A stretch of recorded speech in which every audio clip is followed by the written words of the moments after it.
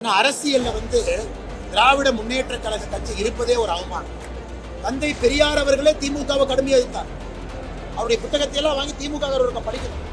இன்னைக்கு தனக்கென்று எந்த விதமான ஒரு எபிலிட்டி இல்லாம ஒரு பொம்மை முதலமைச்சராக செக்ரட்டரிங்க கையெழுத்து போனா இங்க கையெழுத்து, தலையை திருப்பினா திருப்பு, லெப்ட் திருப்பினா திருப்பு. களம் மாற மாற அவர்களுக்கு பயம் வருவது சகஜம்தான். பயம் எப்பொழுதுமே வரும். அவர் என்ன கோயம்புத்தூர் மக்களை சில்லறைன்னு சொல்றாரா? ஆனால் நீங்க டிஆர்பி ராஜா தான் போய் கேட்கணும். டிஆர்பி ராஜா எப்படின்னா ஒரு புது ஆள், தஞ்சாவூருக்கார். அவங்க அப்பா பணம் சம்பாதிச்சதை வச்சு மட்டும் அரசியலுக்கு வந்திருக்காரு. அவருக்கென்று தனித்திறமை 1, 2, 3 சொல்லுங்க. அவங்க அப்பா டிஆர் பாலு இல்லைன்னா, டிஆர் பாலு கொள்ளையடிக்காத பணம் இல்லை என்றால் டிஆர்பி ராஜா யாரு? இன்னைக்கு டிஆர்பி ராஜா ஏன் கோயம்புத்தூர்ல சுத்திட்டு இருக்காரு? அவர் அப்பா கொள்ளையடிச்ச பணத்தை கொண்டு வந்து கோயம்புத்தூர் மக்களுக்கு கொலுசும் அந்த இத்து போன டப்பாவும் கொடுக்குற வந்திருக்காரா? அந்த இத்து போன டப்பாவும் ஒரு கொலுசு கொடுத்து கோயம்புத்தூர் மக்களை விலைக்கு வாங்கி விடலாம் என்று டிஆர்பி ராஜா உட்கார்ந்துருக்காரு. ஸ்மார்ட் சிட்டில அதிமுக கொள்ளையடிச்ச லிஸ்ட் வெளியிடலாமா? 40 ரூபா ஃபெனாயில் 400 ரூபா இல்லைங்களா? கார்பரேஷன்ல லிஸ்ட்ல வெளியிடுமா? உங்களை விட ஒரு லஞ்ச ஊழல் அதிகமா பேசுறாங்க அப்படின்னு கொண்டு வந்து பேசுற மனிதகிட்ட குறையாது. ஏன் இவரை பத்தி சொல்லல? ஏன் இந்த கவுன்சிலரை பத்தி சொல்லல? ஏன் ராம்நகர்ல இருக்கிற இவரை பத்தி சொல்லல? ஒரு மனுஷன் பேசும் பொழுது என்னதான் பணமழை எங்கே பொழிந்தாலும் கூட மக்களுடைய அன்பு மலை தேசிய ஜனநாயக கூட்டணியின் மீதும் பாரதிய ஜனதா கட்சியின் மீதும் தான் இருக்கு. இன்னைக்கு பிஜேபி பத்தி மட்டும்தான் அவர் மகன் பேசுறாரு. பல்லு விளக்குனா பிஜேபி, சாப்பிட்டா பிஜேபி, தூங்குனா பிஜேபி, எந்திரிச்சா பிஜேபி. நாங்க பெரிய கட்சி, கோயம்புத்தூர் எங்கள் கோட்டை. திமுகவை பத்தி வாயே திறக்க மாட்டார். காலையிலிருந்து நைட்டு வரைக்கும் பிஜேபி அண்ணாமலை புராணம் தான் அதிமுகவுடைய புராணம். ரகுபதி லா மினிஸ்டர் என்ன சொல்றாரு? இந்தி கூட்டணி ஆட்சிக்கு வந்தா அண்ணாமலையே திகார் ஜெயிலுக்கு அனுப்புவோம். நியூஸ் போட்டீங்களா? இந்தி கூட்டணி ஆட்சிக்கு வரும் அவரே கனவு கட்டுறாங்க. முதல் கைது நானாமா தமிழ்நாட்டுல என்னைய திகார் ஜெயிலுக்கு அனுப்புறாங்க. தன்னுடைய சொந்த ஊரான கரூர்ல தோக்க போறாங்க அப்படிங்கிறத ஜோதிமணி அக்கா அப்படி சூசகமா சொல்றாங்க. அதான் என் பலம். என்ன என்னுடைய வளர்ச்சிக்கு காரணமே நான் பேசக்கூடிய இந்த அக்ரெசிவான பேச்சு. அதான் இந்த கட்சி, நான் சார்ந்திருக்கக்கூடிய எங்கள் கட்சிக்கு வளர்ச்சிக்கு ஒரு முக்கிய காரணம்.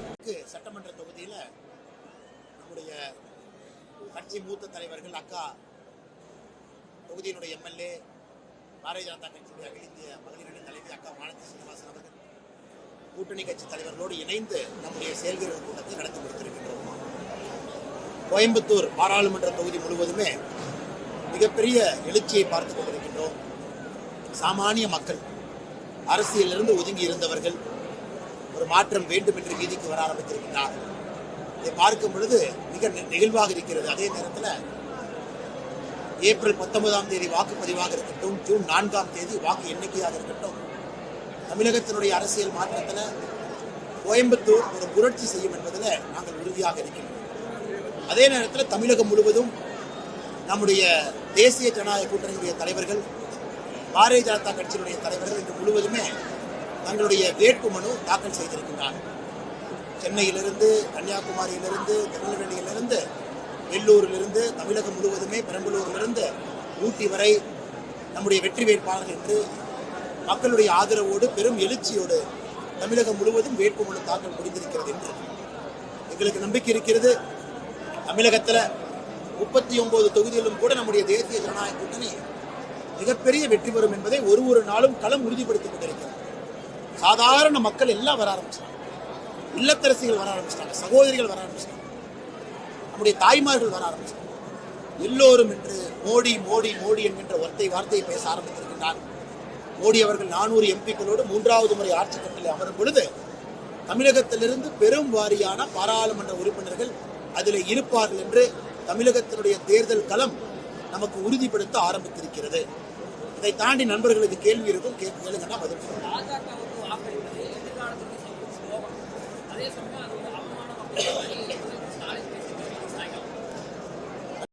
அரசியல்ல திராவிட முன்னேற்ற கழக கட்சி இருப்பதே ஒரு அவமானம்.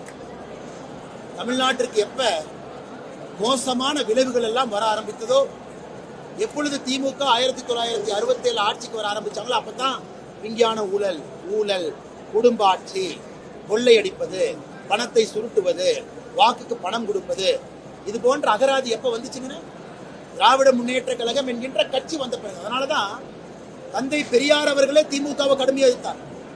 அவருடைய புத்தகத்தை எல்லாம் வாங்கி திமுக படிக்கணும். பெரியார் அவர்கள் திமுகவை பத்தி தன்னுடைய கடைசி நாட்கள்ல என்ன சொல்லி இருக்கின்றார்கள்? இது முழுவதாக தெரிந்து இன்னைக்கு தனக்கென்று எந்த விதமான ஒரு எபிலிட்டி இல்லாம ஒரு பொம்மை முதலமைச்சராக செக்ரட்டரிங்க கையெழுத்து போனா என் கையெழுத்து, தலையை திருப்பினா திருப்பு, லெப்ட் திருப்பினா திருப்பு. நரேந்திர மோடி அவர்களை பற்றி பேசுவதற்கு 1% கூட இவருக்கு தகுதி இல்லை என்பது தமிழகத்தினுடைய எல்லா மக்களுக்கும் தெரியும். அதனால் முதலமைச்சர் அவர்கள் இன்னைக்கு மக்கள்கிட்ட என்ன சொல்லணும்? 33 மாத காலமாக அவர் என்ன செஞ்சிருக்காரு? பெண்களுக்கு பாதுகாப்பு வந்திருக்கா தமிழ்நாட்டில்? ஒரு பெண் தைரியமாக வீதியிலே நடக்க முடியுமா? இல்ல கோயம்புத்தூர் போல பெரும் நகரத்துல கஞ்சா இல்லை என்பதை உறுதிப்படுத்த முடியுமா? இத்தனை இளைஞர்கள் மாணவர்கள் இருக்கக்கூடிய ஊர்ல கஞ்சா புழக்கம் இல்லை, போதை கலாச்சாரம் இல்லை. வந்த பிறகு என்ன சாதனை பண்ணிருக்காருங்க? டாஸ்மார்க்க உயர்த்தி இருக்காரு, 50,000 கோடி தொற்றுச்சு. கடன் 8,23,000 கோடியை தொற்றுச்சு. இது போன்ற மோசமான ஆட்சி இந்திய அரசியல யாருமே நடத்தியது. அதனால இந்த முதலமைச்சர் அவர்கள் மோடியை பற்றி பேசுவதுதான் வேடிக்கையாக இருக்கிறது.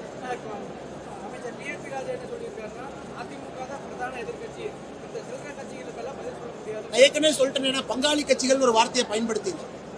களம் மாற மாற அவர்களுக்கு பயம் வருவது சகஜம்தான். பயம் எப்பொழுதுமே வரும். அவர் என்ன கோயம்புத்தூர் மக்களை சில்லறைன்னு சொல்றாரா? ஆனால் நீங்க டிஆர்பி ராஜாட்ட போய் கேட்கணும். கோயம்புத்தூர் மக்கள் இங்கு ஒரு தெற்கு தொகுதியில் ஒரு எம்எல்ஏவை தேர்ந்தெடுத்து அமர்த்தி இருக்கின்றாங்க. கோயம்புத்தூர் மக்கள் 1998, 99 பாரதிய ஜனதா கட்சியினுடைய பாராளுமன்ற உறுப்பினரை தேர்ந்தெடுத்திருக்கிறாங்க. டிஆர்பி ராஜா எப்படின்னா ஒரு புது ஆள், தஞ்சாவூர்காரர். அவங்க அப்பா பணம் சம்பாதிச்சதை வச்சு மட்டும் அரசியலுக்கு வந்திருக்காரு. அவருக்கென்று தனித்திறமை 1, 2, 3 சொல்லுங்க. அவங்க அப்பா டிஆர் பாலு இல்லைன்னா, டிஆர் பாலு கொள்ளையடிக்காத பணம் இல்லை என்றால் டிஆர்பி ராஜா யாரு? இன்னைக்கு டிஆர்பி ராஜா ஏன் கோயம்புத்தூர்ல சுத்திட்டு இருக்காரு? அவர் அப்பா கொள்ளையடிச்ச பணத்தை கொண்டு வந்து கோயம்புத்தூர் மக்களுக்கு கொலுசும் அந்த இத்து போன டப்பாவும் கொடுக்குற வந்திருக்காரா? அந்த இத்து போன டப்பாவும் ஒரு கொலுசு கொடுத்து கோயம்புத்தூர் மக்களை விலைக்கு வாங்கி விடலாம் என்று டிஆர்பி ராஜா உட்கார்ந்திருக்காரு. கோயம்புத்தூர் மக்களை சில்லறை என்று சொல்லவும் ஆரம்பித்து விட்டார். அந்த அளவுக்கு தான் இன்னைக்கு அரசியல் நாகரிகம் இங்க இருக்கு. டிஆர்பி ராஜா இருக்கட்டும், உங்க அப்பா டிஆர் பாலு அவர்கள் வரட்டும், யார் வந்தாலும் கூட கோயம்புத்தூர் மக்கள் பீனிக்ஸ் பறவையை போன்றவர்கள். சுயமாக வேறு வேறு ஊரில் இருந்து வந்து இந்த மண்ணில தொழில் தொடங்கி இந்தியாவினுடைய முக்கியமான நகரமாக இந்த மக்கள் மாட்டியிருக்கிறார்கள். கடின உழைப்புனா என்னன்னு தெரிஞ்சவங்க கோயம்புத்தூர் மக்கள், சுயமரியாதை தெரிந்தவர்கள், நேர்மையும் நாணயம் தெரிஞ்சவங்க. டிஆர்பி ராஜா போன்றவர்களுக்கு இந்த மண்ணில எப்பொழுதுமே இடம் கிடையாது. பணத்தை வச்சு கொஞ்ச நாள் அரசியல் பண்ணலாம். ஈசல் பூச்சி மாறி கொஞ்ச நாளுக்கு உயிர் இருக்கும். ஈசல் பூச்சிகளாக கோயம்புத்தூருக்கு திமுக காரங்க வந்திருக்காங்க. எத்தனை ஈசல் பூச்சிகள் வந்தாலும் கூட கோயம்புத்தூர் மக்கள் விரட்டடிக்க போகின்றார்கள். அதை நம்ம பார்க்கத்தான் போறோம். அதிமுக வேட்பாளருக்கு வேட்புமனு தாக்கல் பண்ணிருக்காரு. தாக்கல் பண்ணிருக்காரு. நீங்க கரூர்காரர் என்பதோ நாளைக்கு ஏதாச்சும் வெற்றி பெற்று விட்டால் நாளைக்கு கரூர்ல சந்திக்க முடியுமா? மக்கள் அவங்க சந்திக்க முடியாத வார்த்தை சொல்லியிருக்காரு. அதே சமயம் கோயம்புத்தூருடைய குளிர்ச்சி அவருக்கு தெரியாது, அவர் வெளியூர்காரர் அப்படிங்கிற மாதிரி. அண்ணா 2002 அவருக்கு தெரியாது. அவங்க அப்பா எம்எல்ஏ. அவங்க அப்பா எம்எல்ஏ கோட்டாவை பயன்படுத்தி சீட்டு வாங்கி கொடுக்குறாரு கல்லூரியில படிக்க சொல்லி. இவருக்கு அதிமுகவுடைய வேட்பாளருடைய தந்தை வாரிசு அரசியல் எம்எல்ஏவா இருக்கார் கோவிந்தராஜ். கோட்டாவை பயன்படுத்தி கோட்டா அரசியல் அவர் வந்திருக்கார். 2002 முதலாக கோயம்புத்தூருக்கு வர்றேன். பேண்ட் போட்டுக்கிட்டு, எங்க அப்பா வேட்டி கட்டிக்கிட்டு, கிராமத்திலிருந்து 2 தகர டப்பா எடுத்துக்கிட்டு 3 பேருந்து மாறி 2002 கோயம்புத்தூருக்குள்ள வர்றேன். எத்தனை நாளைக்கு முன்னாடினா 22 ஆண்டுகளுக்கு முன்பு. அன்னைக்கு எனக்கு வயசு 16 வயசு 17 வயசு. காந்திபுரம் பஸ் ஸ்டாண்ட்ல ஒரு டவுன் பஸ்ஸை பிடிச்சி 2 தகர பெட்டியோடு பீலமேட்ல போய் இறங்குறேன். நான் சொல்றது 2002. பீலமேட்டுல பிஎஃப்ஜி பொறியியல் கல்லூரிக்கு முன்னாடி நானும் என்னுடைய தந்தையும் 2 தகர பெட்டியை வைத்துக் கொண்டு எங்க அப்பாட்ட கேட்கிறேன், அப்பா இந்த ஊர் நமக்கு செட் ஆகுமா? நாமெல்லாம் கிராமத்துல இருந்து வந்திருக்கோம். மொத்தம் 40 வீடு, 3 பஸ் மாறி கோயம்புத்தூர் வந்திருக்கோம். பெரிய நகரம் இது. இந்த ஊர் நமக்கு செட் ஆகுமா? ஏன்னா பிஎஃப்ஜி பொறியியல் கல்லூரியில படிப்பதற்கு வாய்ப்பு கிடைச்சது. எம்எல்ஏ கோட்டால அப்பா பேரை வச்சு நான் படிக்க வரலைங்க சார். புரிஞ்சு, தனி மனிதனாக உழைத்து இந்த மண்ணில நீங்கள்லாம் எப்படி உழைத்து தனி மனிதனாக இருக்கின்றீர்களோ அதே போல தகர பெட்டி 2 பெட்டியோடு கோயம்புத்தூருக்கு வந்து 2002. 5 ஆண்டுகள் பிஎஃப்ஜி பொறியியல் கல்லூரியில 5 ஆண்டுகள் படித்திருக்கின்றேன். என்னுடைய மனைவி அதே கல்லூரியில படித்தாங்க. நான் படித்த அதே பிஎஃப்ஜி கல்லூரியில என்னுடைய மனைவி 1 ஆண்டு காலம் எனக்கு ஜூனியரா படித்தாங்க. நாங்கள் இருவரும் மனம் புரிந்து கோயம்புத்தூரில் வாழ்ந்து கொண்டிருக்கிறோம். அதனால நீங்க ஒரு விஷயத்தை புரிஞ்சுக்கணும், கோட்டா சிஸ்டத்துல இந்த அண்ணாமலை வரல, கோட்டா சிஸ்டத்துல வானதி வரல, வானதி அக்கா வரல, கோட்டா சிஸ்டத்துல மோடி அவர்கள் வரல, கோட்டா சிஸ்டத்துல இங்க யாரும் வரல. கோயம்புத்தூர் மண்ணினுடைய தன்மையாக இங்கே நின்று கொண்டிருக்கின்றோம். அதனால் என் மீது கோபம் வருவது இயற்கைதான். என்னை பத்தி பாருங்க, இத்தனை காலமா தமிழக அரசியல்ல திமுகவும் அதிமுகவும் சண்டை போட்டுருக்காங்க. காலையிலிருந்து நைட்டு வரைக்கும் எதற்கு கோயம்புத்தூர்ல 2 வேட்பாளர்களும் அண்ணாமலை புராணம் பாடிட்டு இருக்காங்க, பாரதிய ஜனதா கட்சி புராணம் பாடுறாங்க, மோடி ஐயா புராணம் பாடுறாங்க, தேசிய ஜனநாயக கூட்டணி பாடுறாங்க. 2002 22 ஆண்டுகளுக்கு முன்பு கோயம்புத்தூருக்கு எப்படி 2 தகரப்பெட்டியை கொண்டு வந்தேனோ இன்னைக்கும் அதே மனநிலைமையில் இருக்கு. இன்னைக்கு இதே கோயம்புத்தூருக்கு நம்முடைய கட்சியின் சார்பாக, தேசிய ஜனநாயக கூட்டணி சார்பாக எனக்கு எல்லா அடையாளத்தையும் கொடுத்த கோயம்புத்தூருக்கு சேவை செய்வதற்கு ஒரு வாய்ப்பு கிடைச்சது. அண்ணாமலை என்கின்ற மனிதனுக்கு அடையாளம் கொடுத்தது போக, கிராமத்து மனிதனாக வந்து ஒரு பொறியாளனாக மாற்றியது போக, எனக்கு மனைவி கிடைத்தது கோவை, சொந்தங்கள் கிடைத்தது கோவை, வாழ்வது கோவை. அதனால ஏதோ ஒரு அப்பாவை வச்சு கோட்டா சிஸ்டத்தில் வரல சார். சுயமாக ஒன்றொன்றும் கடினமாக சண்டை போட்டு ஒரு படியாக ஏறி வந்திருக்கின்றேன். கஷ்டம் என்பதை முழுமையாக உணர்த்தவர். அதனால இந்த சின்ன பசங்க விளையாட்டுக்கெல்லாம் நான் வரல சார். அந்த 2 வேட்பாளரும் அவங்களுக்குள்ள சின்ன பசங்க விளையாட்டு. நாங்க வந்திருப்பது கோயம்புத்தூருடைய வளர்ச்சி, கோயம்புத்தூருடைய மாற்றம், கோயம்புத்தூருடைய போதை கலாச்சாரம், கோயம்புத்தூருடைய தீவிரவாத கலாச்சாரம், இதையெல்லாம் ஒழிக்க வேண்டும். நான் உறுதி கொடுக்கிறோம். அவங்க என்ன உறுதி கொடுக்குறாங்க? நாங்க வந்தோம்னா நார்காட்டிக்ஸ் கண்ட்ரோல் பியூரோ ஆபீஸை கோயம்புத்தூர் கொண்டு வரும். எப்படி இங்க போதைப் பொருள் வரும்? ஏற்கனவே அறிவித்திருக்கின்றோம், என்ஐஏ அலுவலகம் கோயம்புத்தூர் கொண்டு வரும். எப்படி தீவிரவாதம் உள்ள வரும்?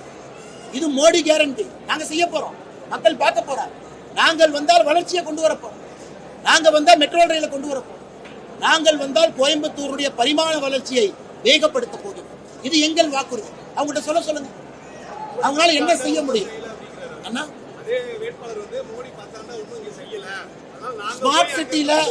ஸ்மார்ட் சிட்டில அதிமுக கொள்ளடிச்ச லிஸ்ட் வெளியிடலாமா? 40 ரூபா ஃபெனாயில் 400 ரூபா இல்லைங்களா? கார்பரேஷன்ல லிஸ்ட்ல வெளியிடுமா? ஸ்மார்ட் சிட்டிக்கு ஏடிஎம்கே ஃபைல்ஸ் விரைவில் வரும். நான் சொல்ல, இன்னைக்கு தமிழ்நாட்டில் லஞ்ச ஊழலை பற்றி ஏடிஎம்கே டிஎம்கே விடுங்க, என்னை விட பேசக்கூடிய ஒரு ஆளை கொண்டு வந்து நிறுத்துங்க. நீங்க கேட்கிற லஞ்ச ஊழல் கேள்விக்கு நான் பதில் சொல்றேன். லஞ்ச ஊழல் ஒரே கேள்வி பத்திரிகையில கேட்கிறேன். அண்ணே 3 வருஷமா பாக்குறோம், உங்களை விட ஒரு லஞ்ச ஊழல் அதிகமா பேசுறாருமே அப்படின்னு கொண்டு வந்து பேசுற மனிதங்கிட்ட குறையாது. ஏன் இவரை பத்தி சொல்லல? ஏன் இந்த கவுன்சிலரை பத்தி சொல்லல? ஏன் ராம்நகர்ல இருக்கிற இவரை பத்தி சொல்லல? ஒரு மனுஷன் பேசும் பொழுது கேளுங்க. இல்லனே உங்களை விட அதிகமா பேசுறாருன்னா இன்னும் அதிகமாக பேசுறாரு. 33 மாசத்துல தமிழகத்துல லஞ்ச ஊழல் பேசியது என்னை விட அதிகமாக பேசிய ஒரு தலைவரை கொண்டு வந்து இன்னைக்கு வந்து குறையாது. ராம்நகர்ல அந்த கான்ட்ராக்டரை பத்தி பேசலாமே, இந்த பினாமி பத்தி பேசலாமே, இந்த பினாயில் காரனை பத்தி பேசலாமே. எதற்கு தனி கூட்டணி வைத்திருக்கின்றோம்? எதற்கு வச்சிருக்கோம்? எதிர்த்து தானே வச்சிருக்கோம். எதற்கு தலைவர்கள் கூட உட்கார்ந்து இருக்காங்க? அது வேண்டாம் என்று தானே நிற்கிறோம். எதற்கு கோயம்புத்தூர்ல தனியா நிக்கிறோம்? மாற்றத்தை கொடுக்கிறோம் தான் நிக்கிறோம். கோயம்புத்தூர் மாற வேண்டும் என்று தான் நிக்கிறோம். எதற்கு கூட்டணி போல, எதற்கு தைரியமாக தனியா நிக்கிறோம்? வெற்றி பெற்று மக்களுடைய வாழ்க்கையை மாற்ற முடியும் என்கிற நம்பிக்கை. அது வருகின்ற காலத்துல எல்லா மக்களும் புரிய ஆரம்பித்து நடுத்தர மக்கள் வந்துட்டாங்க. அதாவது பேப்பர்ல பார்த்தா 830 கோடி ஆகும். 830 கோடி ஆல்ரெடி ஏதோ 300 கோடி வந்துருச்சாமா. எத்தனை வேணாலும் கொண்டு வாங்க ஐயா, நாங்கெல்லாம் சாமானிய மனிதர்கள். 2 தகர பெட்டியில 2002 கோயம்புத்தூருக்கு வந்தவங்க. மக்களின் மீது மரியாதையும் நம்பிக்கையும், இந்த மண் கடினமாக உழைப்பவர்களை, மோடி போன்றவர்களை கைவிடாது என்பதை முழுமையாக உணர்ந்தவர்கள். அந்த பத்திரிகை செய்தியில இதை 830 கோடின்னு போட்டீங்க. அது என்னை பொறுத்தவரை 1000 கோடியை தாண்டும். என்னதான் பணமழை எங்கே பொழிந்தாலும் கூட மக்களுடைய அன்பு மழை தேசிய ஜனநாயக கூட்டணியின் மீதும் பாரதிய ஜனதா கட்சியின் மீதும் தான் இருக்கும்.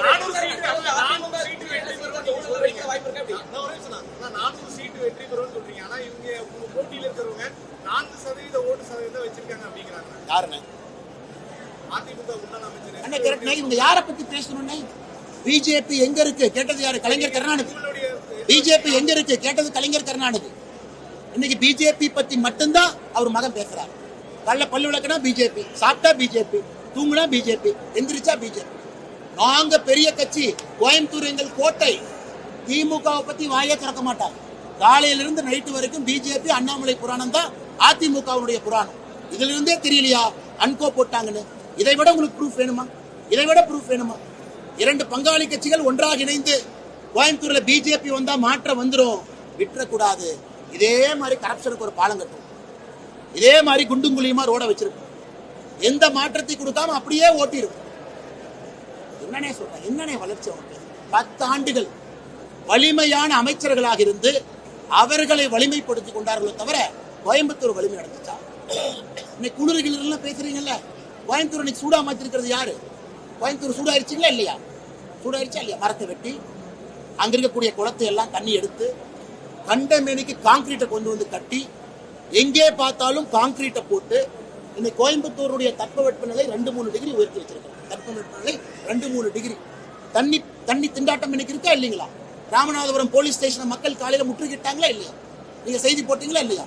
இன்னைக்கு 3 காவல் நிலையத்தை கோயம்புத்தூர் மக்கள் குடத்தோடு முற்றுகிட்டு இருக்காங்க. என்ன ஆட்சியை பத்தி பேசுறீங்க? என்ன ஆட்சியை பத்தி பேசுறீங்க? 90 கவுன்சிலர் வச்சுக்கிட்டு பக்கத்துல சிறுவாணி பில்லூர் டேம் இருக்கு. சிறுவாணியில 50 அடியில 18 அடி தண்ணி இருக்கு. இத்தனை கவுன்சிலர்கள், இத்தனை எம்எல்ஏக்கள் 10 ஆண்டுகள் ஆட்சியில் இருந்தோம், ஒரு தண்ணி கொடுக்க முடியல மக்களுக்கு. என்னங்க வளர்ச்சியை பத்தி அவங்க பேசுறாங்க? கோயம்புத்தூர் மக்கள் எல்லாம் சொல்லுவாங்க, வேற ஊர்ல கோயம்புத்தூர் போயிட்டு வந்தா அந்த சிறுவாணி தண்ணி ஒரு பாட்டில் எடுத்து வந்திருப்பாங்க, அதை குடிச்சு பார்க்கணும். அது சிறுவாணி தண்ணி குடிச்சு பார்க்கணும். இன்னைக்கு கோயம்புத்தூர் மக்கள் குடத்தோடு கொண்டு வந்து காவல் நிலையத்தை முற்றுகிட வைத்திருக்கின்றார்கள். இதுதான் இப்ப இருக்கக்கூடிய ஆட்சியாளர்கள் செய்திருக்கக்கூடிய சாதனை. மாத்தோங்க ஐயா, மாத்தி காட்டும். நாங்க கொடுக்கிற ஜல்ஜீவன் திட்டத்தையும் பண்ண மாட்டோம். வெயிலுக்கு 970 கோடி கொடுத்தா அதுலயும் கொள்ளை, ஸ்மார்ட் சிட்டிக்கு பணம் கொடுத்தா அதுலயும் கொள்ளை, மத்திய அரசுடைய எல்லா நலத்திட்டத்தையும் கொள்ளையடிச்சுட்டு இன்னைக்கு மோடி ஐயா கோயம்புத்தூர் வந்து சொல்லணுமா? என்ன பண்ணிருக்கோம்? என்ன அநியாயம்!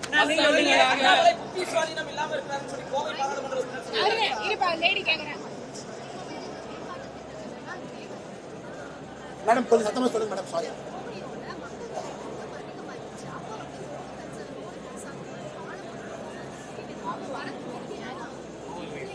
மேடம், அதாவது there is a term, mindless expansion, mindless construction அப்படிம்பாங்க. ஏன் ஒரு வேலையே செய்யறோம்னு தெரியாம ஒரு வேலையை செய்யறது. இன்னைக்கு கோயம்புத்தூருடைய பாலம் பாத்தீங்கன்னா பரமபத பாலம். எங்க ஏறினீங்கன்னா எங்க இறங்குவீங்கன்னு தெரியாது, கனெக்ஷன் எங்க ஜாயிண்ட் எங்கன்னு யாருக்கு தெரியாது. இந்த பரமபதத்துல பாத்தீங்கன்னா அந்த பாம்பு விளையாட்டு விளையாடுவாங்க, பால் பட்டுச்சுன்னா கீழே வரணும். அந்த மாதிரி தான் பாலம் அங்கங்க தொங்கிட்டு இருக்கு. ஏன்னா கமிஷனுக்காக கட்டப்பட்ட பாலங்கள், மக்களுடைய நோக்கத்திற்காக தேவைகளுக்காக கட்டப்பட்ட பாலம் இல்லை. இதே திட்டத்தை மல்டி மோடல் 3 அடுக்கு கொண்டு வரலாம். இதே திட்டத்தை ஒரே பாலத்தை வேற மாதிரி சிந்தனையில கொண்டு வரலாம். உலகத்துக்கு ராஜ்கோட் போய் பாருங்க, அகமதாபாத் போய் பாருங்க, வேறு வேறு நகரத்தை பாருங்க, எப்படி மாஸ்டர் பிளான் போடுறாங்க பாருங்க, அயோத்தியாவை பாருங்க, எவ்வளவு ஃபியூச்சரிஸ்டிக்கா லேட்டஸ்ட் டெக்னாலஜியோட மல்டிபிள் லேயர் ஆஃப் டிராபிக்க ஒரு அதாவது ஒரு வெர்டிக்கல் லேயர்ல அடக்கி கொண்டு வர்றாங்க. எதுவுமே கிடையாது, சிந்தனையே இல்லையா, நோ திங்கிங், எதுவுமே இல்லை. கேட்டா இவரு பெரிய ஆளு, இந்த கோட்டைக்கு இவரு தான் அதிபதி, இப்படியே சொல்லி சொல்லி கோயம்புத்தூருடைய வளர்ச்சி பின்தங்கி இருப்பது மட்டும்தான் சான்றாக இங்க.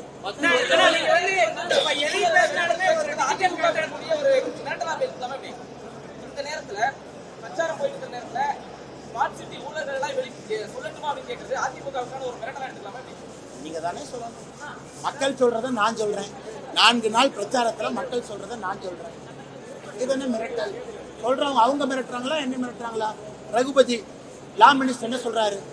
இந்தி கூட்டணி ஆட்சிக்கு வந்தா அண்ணாமலையே திகார் ஜெயிலுக்கு அனுப்புவோம். நியூஸ் போட்டீங்களா? ஒரு மாநிலத்தினுடைய சட்டத்துறை அமைச்சர் பத்திரிகையாளர் சந்திப்புல சொல்றாரு, 2024 இந்தி கூட்டணி ஆட்சிக்கு வருமா? ரகுபதி என்ன சொல்றாரு? இந்தி கூட்டணி ஆட்சிக்கு வரும்னு அவரே கனவு கண்டுக்கிறாரு. முதல் கைது நானாமா தமிழ்நாட்டுல, என்னைய திகார் ஜெயிலுக்கு அனுப்புவாராம். தமிழ்நாட்டினுடைய செய்தி போட்டீங்களா? இதுதான் மிரட்டல். ஒரு மிரட்டலுக்கு டெஃபினிஷன் வேணா இது மிரட்டல். இன்னைக்கு 2 பேர் சேர்ந்துக்கிட்டு மிரட்டுறாங்க இல்லைங்களா, இது மிரட்டல். நான் கேட்பது நியாயம். கோயம்புத்தூருடைய நடுத்தர மக்கள் கேட்பதை நியாயமாக முன்னாடி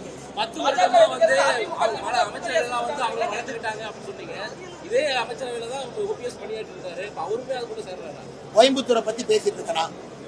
கோயம்புத்தூருடைய ஊழல் எல்லாத்துக்கும் தெரியும். டிவிஎஸ்சி ரைடு யாரு மேல நடந்துச்சுன்னு தெரியும். எந்தெந்த பினாமிகள் மேல ரைடு அடிச்சாங்கன்னு தெரியும். எந்தெந்த பினாமிகள் மேல இடி ரைடு நடந்திருக்குன்னு தெரியும். எந்தெந்த பினாமிகள் மேல இன்கம் டாக்ஸ் ரைடு நடந்திருக்குன்னு தெரியும். நீங்க சொல்ற எல்லா பேரையும் பாருங்க. நீங்க சொன்ன நபர் மீது நடந்திருக்கா? நீங்க ஒரு நபரோட பேர் சொல்லுங்க, அவர் பேர் நடந்திருக்கா? இல்லை. இங்க இருக்கக்கூடிய நபர்கள் மீது நடத்தப்பட்ட நடவடிக்கையை பத்தி பேசுறாங்க. நடவடிக்கையை ஆதாரமாக வைத்து பேசுற நடக்கலையா? கான்ட்ராக்ட் நீங்க வளரலையா? கோயம்புத்தூருக்குள்ள 10 கான்ட்ராக்டை உருவாக்கலையா? அந்த கான்ட்ராக்டருடைய குடும்பத்தினை கொண்டு வந்து கவுன்சில் எலெக்ஷன் நிக்க வைக்கலையா? அந்த கான்ட்ராக்டர் பணம் செலவு பண்ண வைக்கலையா? இது எல்லா கோயம்புத்தூர் மக்களுக்குமே தெரியும்.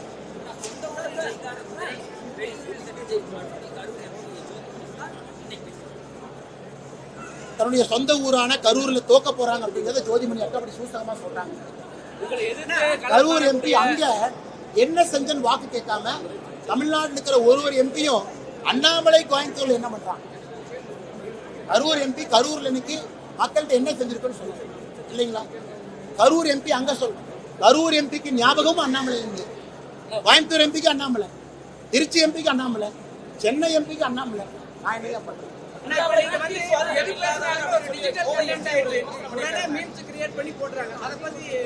அதான் என் பலம். என்ன என்னுடைய வளர்ச்சிக்கு காரணமே நான் பேசக்கூடிய இந்த அக்ரெசிவான பேச்சு. அதான் இந்த கட்சி நான் சார்ந்திருக்கக்கூடிய எங்கள் கட்சிக்கு வளர்ச்சிக்கு ஒரு முக்கிய காரணம். தொண்டர்களுடைய கடின உழைப்பு காரணம். ஸ்பேடுங்கிற ஒளிவு மறைவு இல்லாம பேசுறேன், காரமா மசாலா போட்டு பேசுறேன். இது அப்படியே பொத்தி எல்லாம் பேசுறது இல்லை.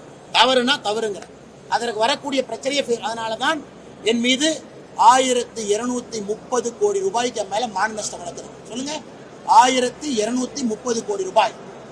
முதலமைச்சர் மு.க. ஸ்டாலின் தமிழ்நாட்டுக்கு வந்து 2.5 ஆண்டுகள்ல ஒரு தனிநபரின் மீது வழக்கு போட்டாருன்னா முதல் வழக்கு எம்எல்ஏ.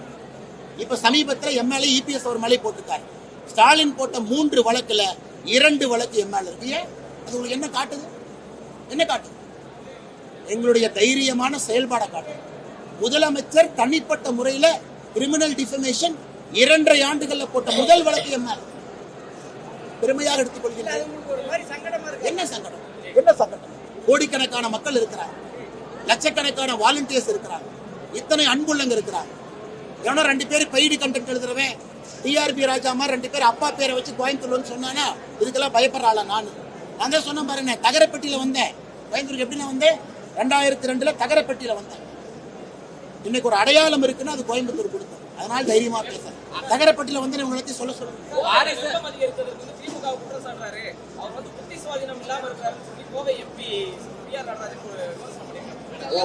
பாருங்க எவ்வளவு அநியாயம் பாருங்க, எவ்வளவு அநியாயம் பாருங்க. ஒரு நிமிஷம் இது எவ்வளவு அநியாயம்னா, அக்கா சொல்ற மாதிரி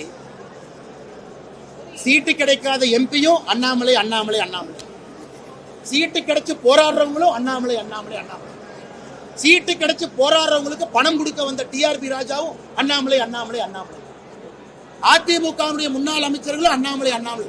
என்னங்க நடக்குது கோயம்புத்தூர்ல? நான் தெரியாம கேட்கிறேன். ஒரு சீட்டு கிடைக்காத எம்பியும் அண்ணாமலை குற்றம் சுமத்துறாங்க. ஏடிஎம்கே பத்தி இவங்க பேசுறாங்களா, டிஎம்கே பத்தி அவங்க பேசுறாங்களா? இது கோயம்புத்தூர் மக்கள் நன்றாக உணர்ந்து விட்டார்கள். இது செட்டிங் கேம். இதெல்லாம் ஜூன் 4ஆம் தேதி பாரதிய ஜனதா கட்சி தேசிய ஜனநாயக கூட்டணி கோயம்புத்தூருடைய செட்டிங் கேம் அடிச்சு உடைச்சு கோயம்புத்தூர் மக்கள் தகர்த்தெறிய போறாங்க. நீங்க பார்க்க போறீங்க செட்டிங் கணக்கு என்ன ஆகுதுன்னு ஜூன் 4ஆம் தேதி.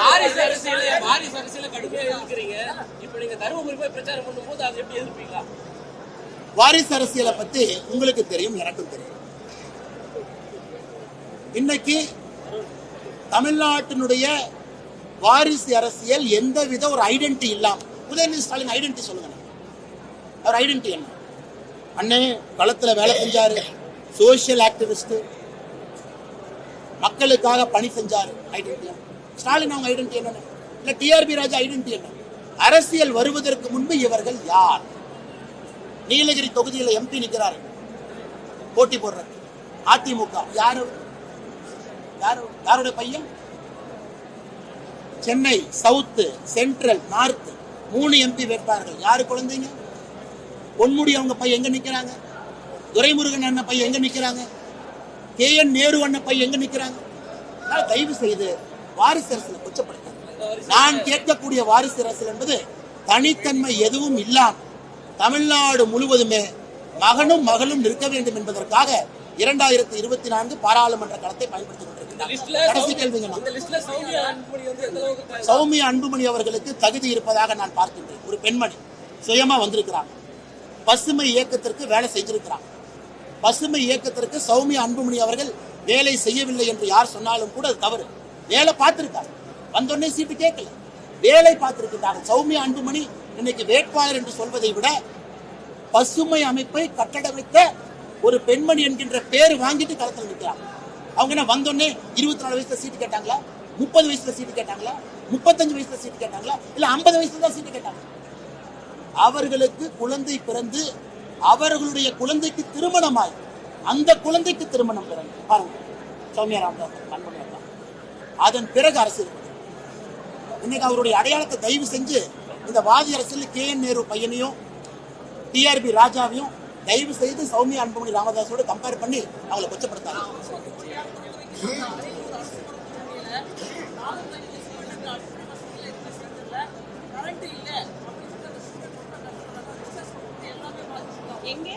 அரியலூர் அரசு மருத்துவமனை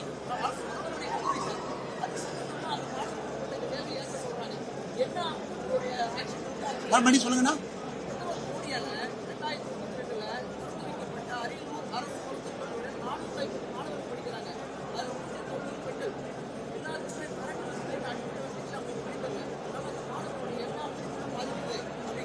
இப்ப மத்திய அரசு தரமில்லாத மருத்துவக் கல்லூரிய அக்ரிடேஷன் ரத்து பண்றா கேள்வி கேட்கிறேன்.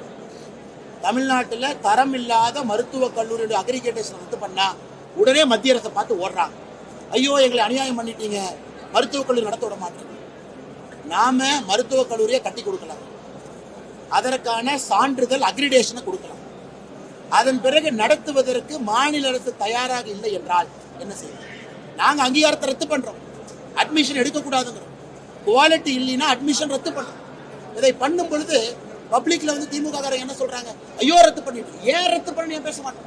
நீங்க சொல்றீங்க பாருங்க, அரியலூர் அரசு மருத்துவக் கல்லூரியில அடிப்படை வசதி, ஒரு கரண்ட் வசதி இல்லை.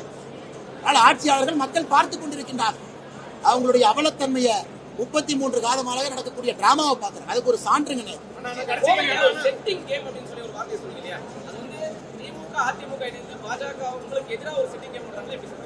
நீங்க தான் எழுதிருக்கீங்க. ஒரு நிமிஷம், நீங்க தான் எழுதிருக்கீங்க. 830 கோடி நீங்க எழுதுனீங்களா நான் சொன்னா? பத்திரிகையில் நீங்க தான் எழுதுனீங்க. பணம் எல்லாம் வந்துருச்சு, பதுக்கி வச்சுட்டாங்க, பெரிய பெரிய அமைச்சர்கள் எல்லாம் வர்றாங்க, எழுதுனது நீங்க தானே. மக்களை தானே சொல்றாங்க, பத்திரிகை எழுதிக்கல, புதுசா நான் சொன்னா.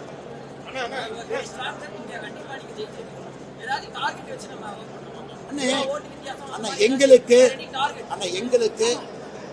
51% வாக்கு இந்தியா முழுவதும் மோடி அவர்களுக்கு கிடைக்க வேண்டும். கோயம்புத்தூர் பாராளுமன்ற தொகுதியில குறைந்தபட்சம் 60% வாக்கு தேசிய ஜனநாயக கூட்டணிக்கு, பாரதிய ஜனதா கட்சிக்கு கிடைக்கும். களம் உறுதி செய்யும். அதற்காக எங்களுடைய நண்பர்கள் வேலை செய்து கொண்டிருக்கிறார்கள். இந்தியா முழுவதும் மோடி அவர்கள் எங்களுக்கு கொடுத்திருப்பது 51%. இங்க இருக்கக்கூடிய தலைவர்கள் வேலை செய்வது கோயம்புத்தூர் பாராளுமன்ற தொகுதியில 60% வாக்குகள் தேசிய ஜனநாயக கூட்டணிக்கு கிடைக்கும். கோவை களம் எப்படி இருக்கு? முதல்ல வந்து நீங்க போட்டியிட மாட்டேன், போய் எல்லா வேட்பாளருக்கும் வாக்கு கேட்கணும் அந்த மனநிலை இருப்பதா சொல்லிட்டு இருக்கீங்க. இப்போ உங்க கட்சி வேட்பாளர் அறிவிச்சிருச்சு, ஒரு சுட்டியாச்சு. நீங்களே சொன்னீங்க அண்ணாமலை எல்லா பக்கம் சொல்றாங்க. களம் எப்படி இருக்கு? களம் சிறப்பா இருக்கு. இன்னும் 2-3 நாட்கள் கழித்து என்னுடைய மாநில சுற்றுப்பயணத்தை ஆரம்பிக்கணும். எல்லா தொகுதிகளுக்கும் போயிட்டு வரணும். வானதி அக்கா மூத்த தலைவர்லாம் இருக்கிறாங்க. அதே நேரத்தில் கோயம்புத்தூருக்கு நேரம் கொடுத்து கோயம்புத்தூர்லேயே சுற்றுப்பயணம் பண்ணணும். ஆனால் நீங்க வந்து எங்களுடைய செயல் வீரர்கள் அறிமுக கூட்டத்தை எல்லா இடத்துலையும் பார்த்துக்கிட்டு எப்படிப்பட்ட எனர்ஜி பாருங்க. கோயம்புத்தூர்ல ஒரு நடுத்தர சாமானிய ஒரு மனிதர், அரசியலுக்கு சம்பந்தம் இல்லாதவர், கோயம்புத்தூர் மாவட்டம் சூலூர் பல்லடம் எல்லா இடத்திலும் கூட ஏதோ அவர்கள் தேர்தலிலே போட்டியிடுவதாக அவங்க வெற்றி பெறணும் மாதிரி வேலை செய்யறாங்க. அவங்களுக்கு அரசியலுக்கு எந்த சம்பந்தம் இல்லை. அதனால் குறைந்தபட்சம் தேசிய ஜனநாயக கூட்டணி 60 விழுக்காடு வாக்குகள் கோயம்புத்தூர் பாராளுமன்ற தொகுதியில